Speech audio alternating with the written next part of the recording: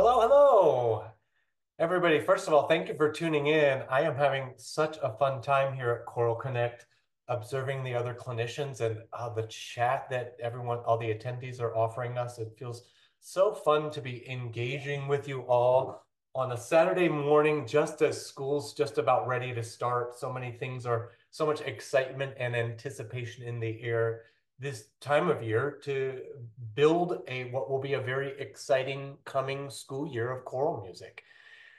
So I imagine you've tuned in today because you teach a middle school choir. This is a middle school choir repertoire session. Most of the repertoire in today's session will be in 3 voice parts.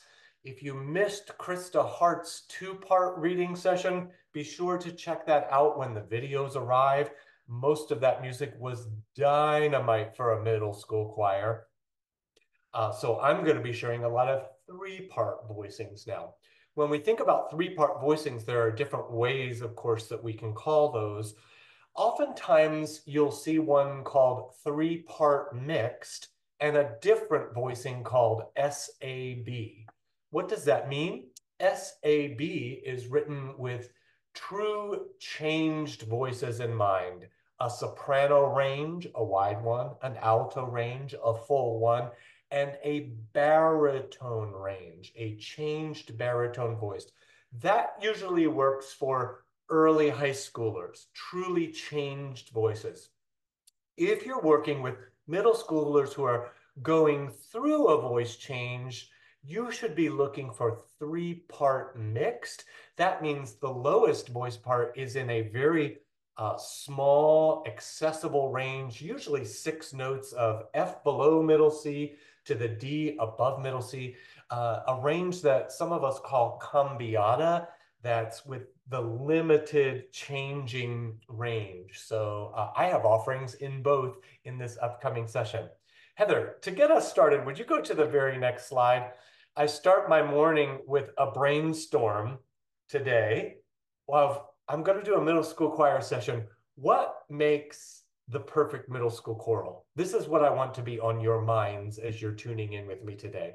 What are you looking for when you pick out your middle school music? Is it fitting vocal ranges, which I just talked about? When we have changing voices in the room, we have to be concerned about that. What else?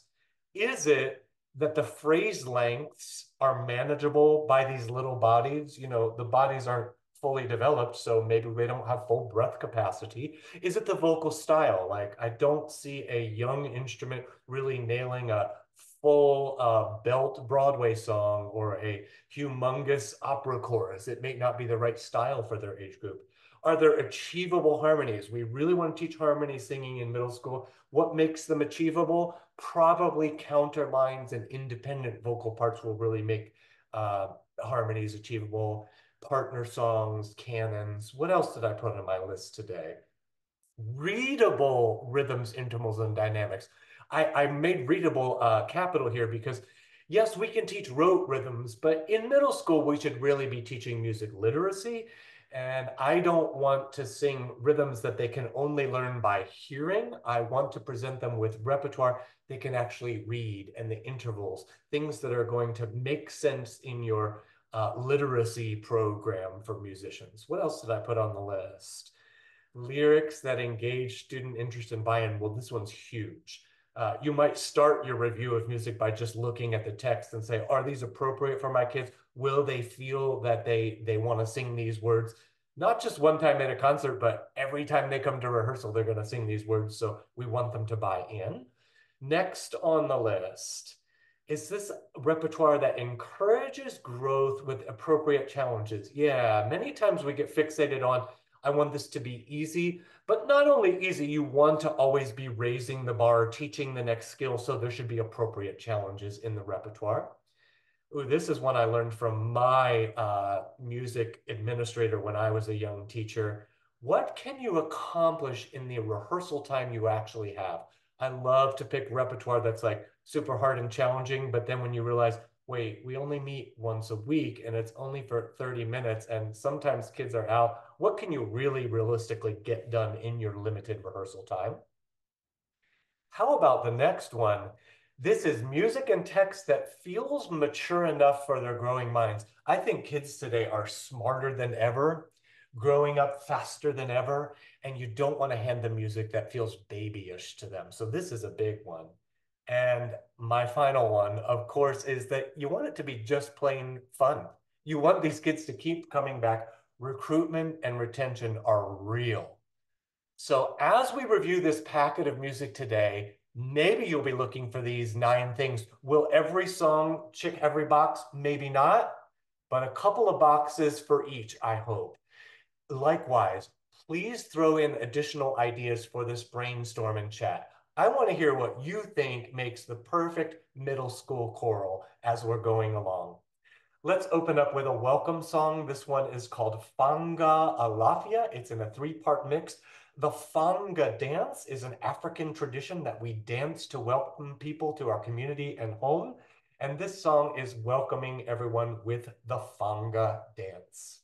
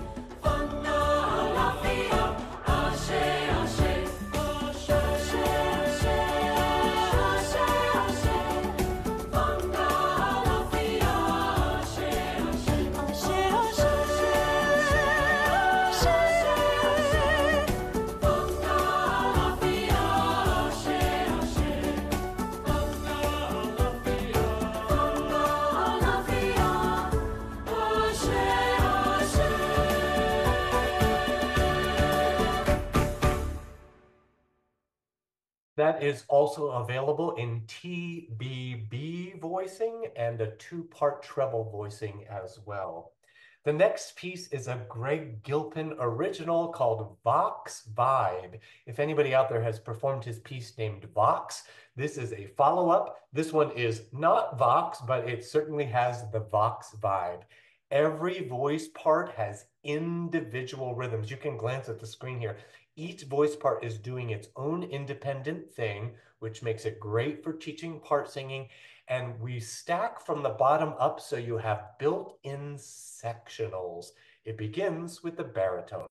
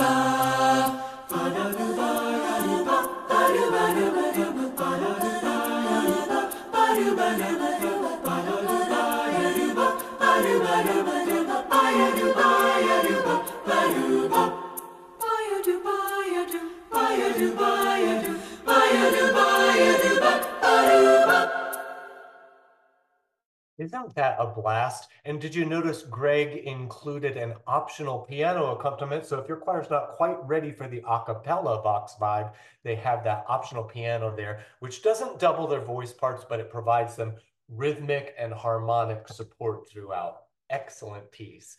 I'm going to move on to one called Beneath One Sun by Emily Crocker and John Jacobson. By the way, when you get your videos from Choral Connect, you will want to watch John Jacobson's session from yesterday by the same title, Beneath One Sun, where John really inspired us with the greatest pep talk for back to school time. And here is their original piece that was written to celebrate the Milwaukee Children's Choir 30th anniversary. Emily Crocker is the founding director of that choir. And so this was a very special celebration. Take a peek with me here, what you see on page 2. When we get to bar 50 in the song, John has offered some easy body percussion that you add to the stacking section, which is just a little bit of Latin text. Here's Beneath One Sun.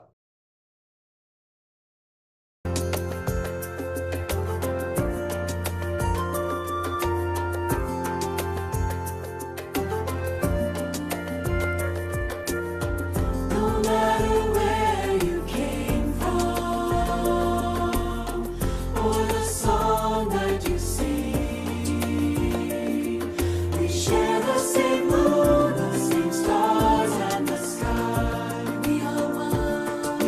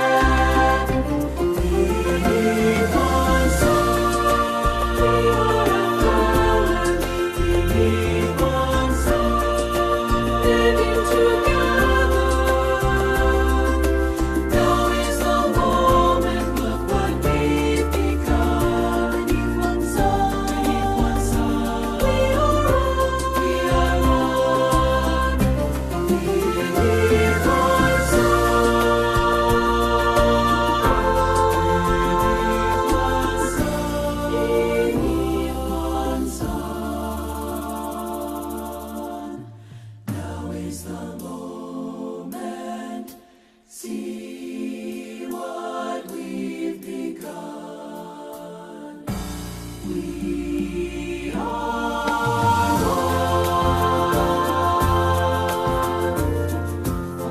amores, amores onde.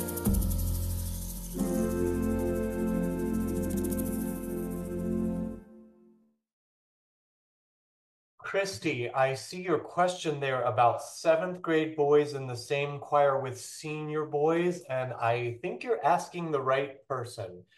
I taught at a high school that had 8th through 12th graders. And so our non-select choir was that huge range. And I think this is pretty much the same with seventh graders. I think it actually might be easier than you think. If this is a mixed choir and you've got 7th and 8th grade boys, some of them are truly unchanged voices. And it doesn't matter how they identify gender-wise, their voice may very well be a soprano or an alto. Or if you're a 3-part mixed choir, they're a part 2 or a part 1. I always had 8th grade boys singing in the alto section with unchanged voices. And then as their voices changed, they moved to the tenor section or into the bass section eventually if they were to become a baritone. I grew up in a boys' choir myself, and I never had that culture that, ooh, soprano means it's a female. Not at all. Soprano is the name of your instrument. So just as a flute player the gender doesn't matter, it's the instrument. I believe that about being an alto.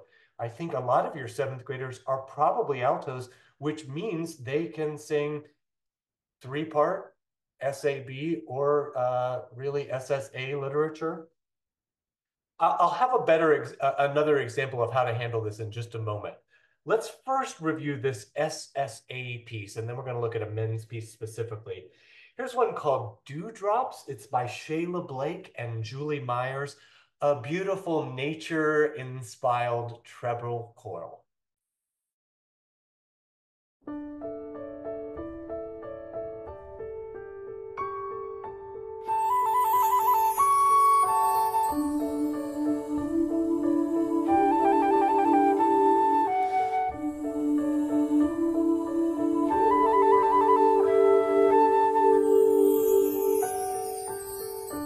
Dewdrops glistening at daybreak. Dewdrops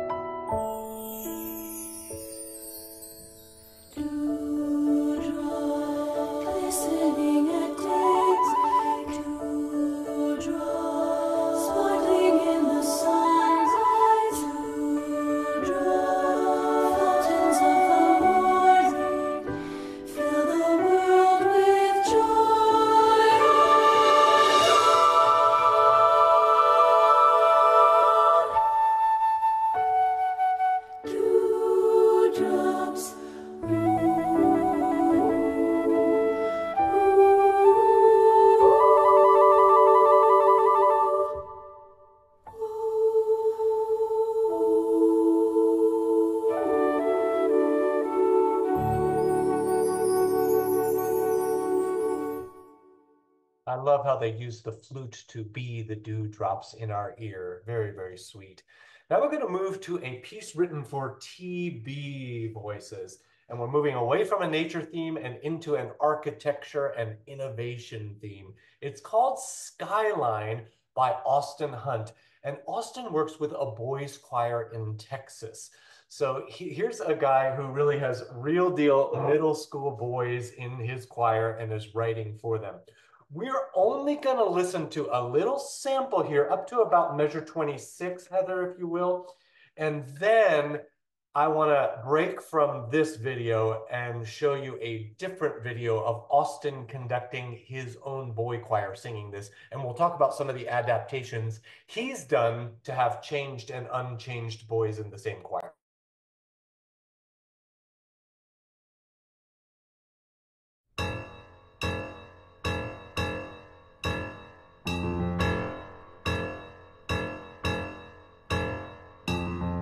Iron giants 100 stories high, cloud reflections in glass that scrapes the sky, steel suspended and thrown across the air, riveted together to make buildings everywhere. Concrete oceans form frozen waves of light, strong foundations on which we build our life. Beams of metal from solid sturdy frames, hoisted and assembled by the mighty arms of cranes. Why do we risk? Why do we dare? What is there to gain by building way up there? Why do we choose to reach the stars? Not because it's easy, but because it's hard. Oh, did you catch that reference to John F. Kennedy? That's a quote. Why do we choose to reach the stars? Not because it's easy, but because it's hard. Very cool reference there. Now, let's watch Austin conduct his own boy choir. And what we just heard is what it sounds like when you have all changed men's voices. Here, Austin has quite a few sopranos in his choir, and he just simply doubles part one up an octave from where he's written it to get this effect. Let's listen.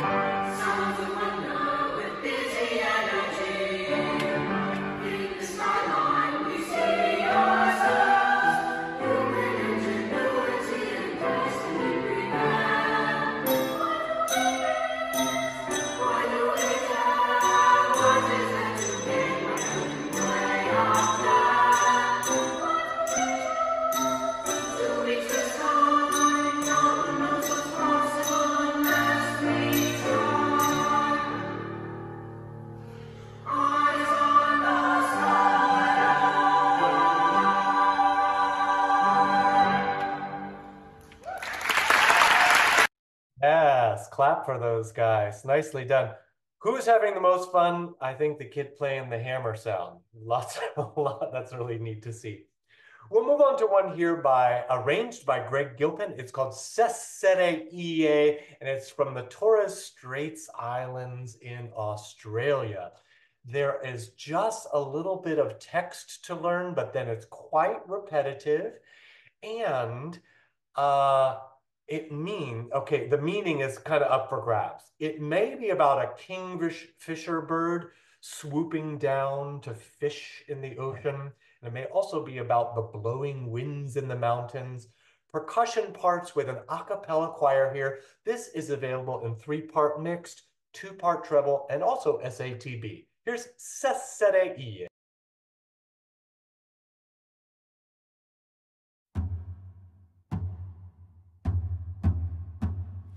Cesare Ie, Cesare Ie, nari nari naro parte. Cesare Ie, nari nari naro parte. Rupate marosi amate, Cesare Ie. Rupate marosi amate, Cesare Ie.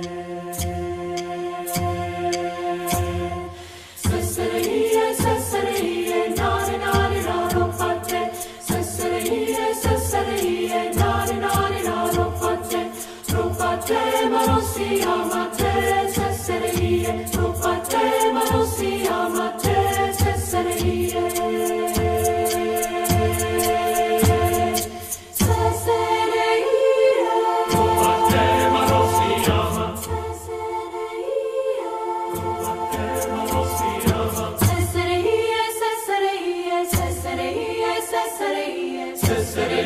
Cesare Ie, nari nari naro parte.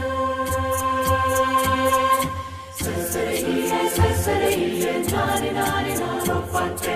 Cesare Ie, nari nari naro parte. Rupate marosi amate, Cesare Ie. Rupate marosi amate, Cesare Ie. Cesare Ie, nari nari naro parte. Cesare Ie, nari nari naro parte. Rupate marosi amate, Cesare Ie. Rupate marosi amate, Cesare Ie.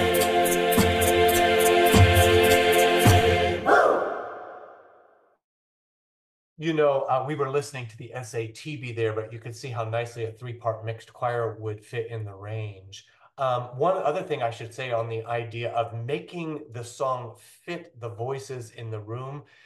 As the editor of Alfred Choral Series and as a writer myself, I encourage you, I hope you make adaptations to the music all the time. I hope if on suddenly month 3, you've got changed voices in your choir and you can drop a few things down the octave to really fit them, go ahead and adapt. Go ahead and make it suit your group.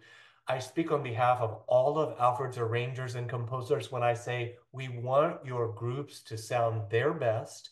And the most true thing I can say about a middle school choir is no two are the same. So we're providing you on the page with what we hope will work for most of the choirs and adolescent singers out there, but we know it's not always a perfect fit, so you are welcome to do adaptations, and the best middle school directors are adapting the music to fit their groups all the time. Let's move on to something super fun and just a little crazy. It's Beethoven, but not at all the Beethoven you're expecting. This has a disco twist as we imitate instruments singing nama nama nots and bada bas. Here's Beethoven's Fifth, arranged by Tom Anderson.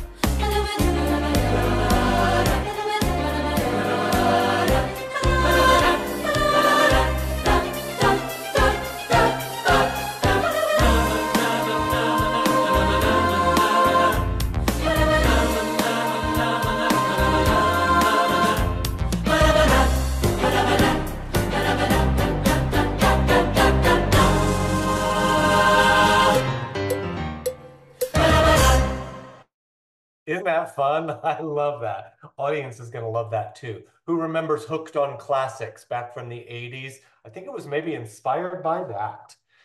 The next piece I'm so excited to share with you. It's one of my favorite songs this year that I got to write, inspired by nature and the uplifting spirit that I feel from the stars. When you think about the stars, they symbolize lots of things. Travelers on the ocean use the stars and the constellations to navigate. When we think of them in a dreamlike way, we think about how we make wishes upon the stars and our prayers to the stars. I use the stars in this next piece as inspiration to stay bright and lifted up. At the end of every day, at the end of every challenge, you can look up and see stars to lift the spirits. Here's one called There Will Be Stars.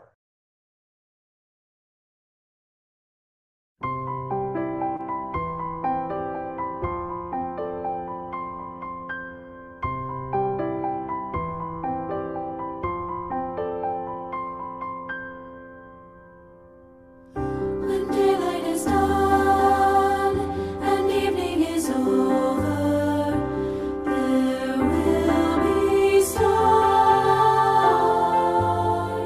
When night has begun, look up to discover there will be stars.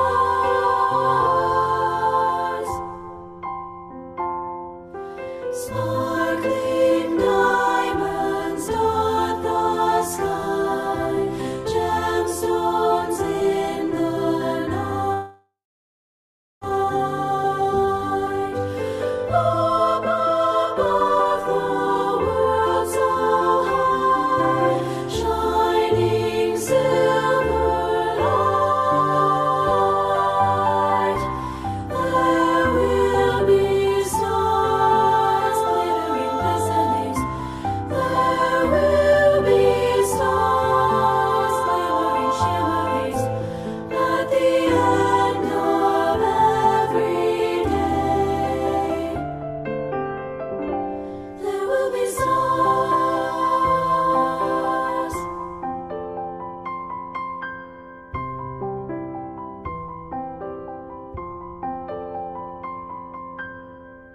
For wishes we make, for dreams that we're chasing, there will be stars. For journeys we take, for darkness we're facing, there will be stars. Sparkling diamonds dot the sky, gemstones in the night. Up above the world so high, shining silver light. There will be stars glittering glistenings. There will be stars glimmering shimmerings. And tomorrow, come what may, there will be stars. There will be stars.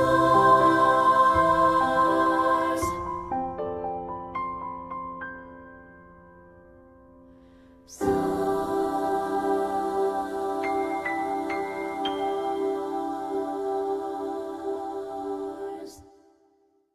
You know, as writers, we tuck in those little cue-sized notes here and there to give you options in that case to maybe explore. Are you ready for some simple 3-part SSA? You can try to add those cue notes, but they are totally optional. Sometimes the cue notes are there to provide options for a limited range. If there's something that looks a little too high or too low, an arranger composer will put in options in the small cue notes to give you adaptations. And if you don't see a cue note, but your singers need one, write it in. Go ahead and give those adaptations. Here is one called Shona Malanga, a South African folk song, a cappella with percussion, arranged by Vicky Tucker.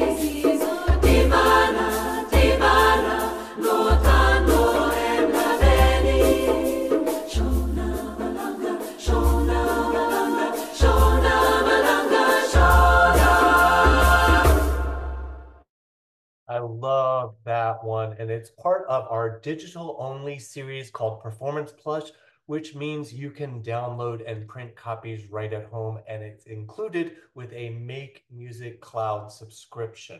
All right, so we're going to close out with one more song here. This one was featured on an animated Netflix movie called The Magician's Elephant. This is something I enjoyed watching and found this adorable little song called Found. The artist is Nikki Ure. If you remember that Sunroof song that was the hit of the summer a couple years ago, that's Nikki Ure. And here is Found, all about found friendships.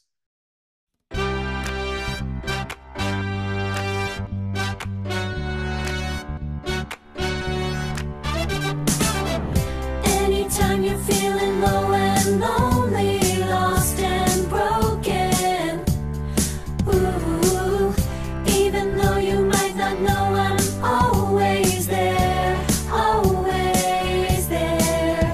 We all need to know that someone sees us. We're all longing for someone to reach us. And what you're looking for is here. So when you're out there feeling like there's missing pieces, like there's something you're still needing, want you to know if you feel lost, feeling all alone, that you're not alone now. Now doesn't it feel good to be found? Now doesn't it feel good to be found?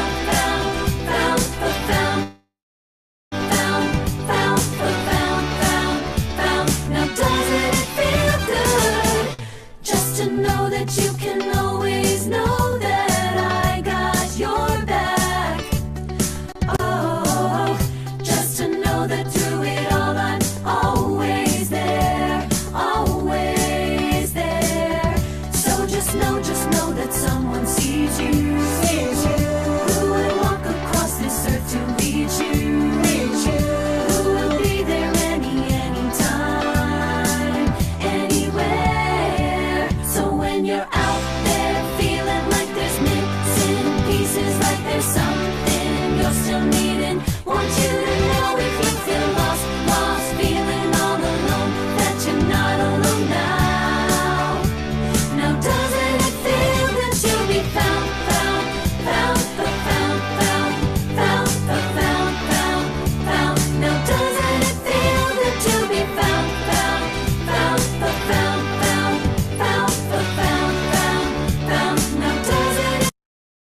Looks like maybe we have a technical problem right now, which isn't a bad time to end it, actually. We could probably stop right there and let me just thank you so much for attending. It's been so fun talking with you at all the sessions here at Choral Connect. Go grab a soda or a drink and let's meet up for one more session in about 15 minutes. Thank you all.